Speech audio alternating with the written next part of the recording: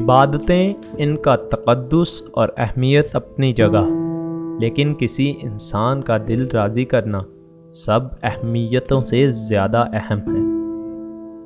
لوہا نرم ہو کر اوزار بنتا ہے، سونا نرم ہو کر زیور بنتا ہے، مٹی نرم ہو کر کھیت بنتی ہے، آٹا نرم ہو کر روٹی بنتا ہے، اور آدمی کا دل نرم ہو تو وہ انسان بنتا ہے۔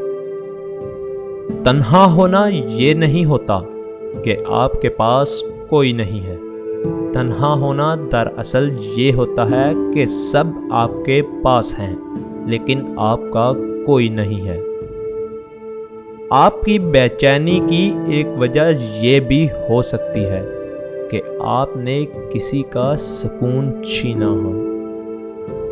سچ بولنے سے انسان کو ذہنی طور پر پریشانیوں سے نجات ملتی ہے اور اس کا دل ہلکا ہو جاتا ہے۔ ماضی بدل نہیں سکتا اور مستقبل آج بھی ہمارے ہاتھ میں ہے۔ محبت یک طرفہ ہو سکتی ہے، سمجھوتا بھی یک طرفہ ہو سکتا ہے، لیکن عزت دو طرفہ چیز ہے، یہ یک طرفہ نہیں ہو سکتی۔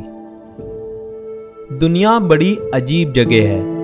جب چلنا نہیں سیکھا تھا تو کوئی گرنے نہیں دیتا تھا، اور جب چلنا سیکھا ہے تو قدم قدم پر لوگ گرانا چاہتے ہیں۔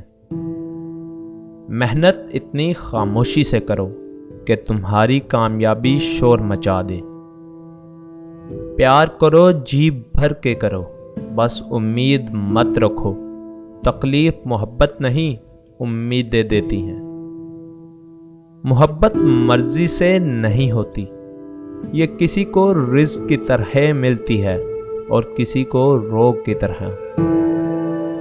آہستہ آہستہ انسان دوسروں کو قائل کرنا چھوڑ دیتا ہے، اسے سمجھ آ جاتی ہے کہ کس کی کتنی پرواہ کرنی ہے، کس سے کتنی امید رکھنی ہے اور کس سے کتنا فاصلہ رکھنا ہے۔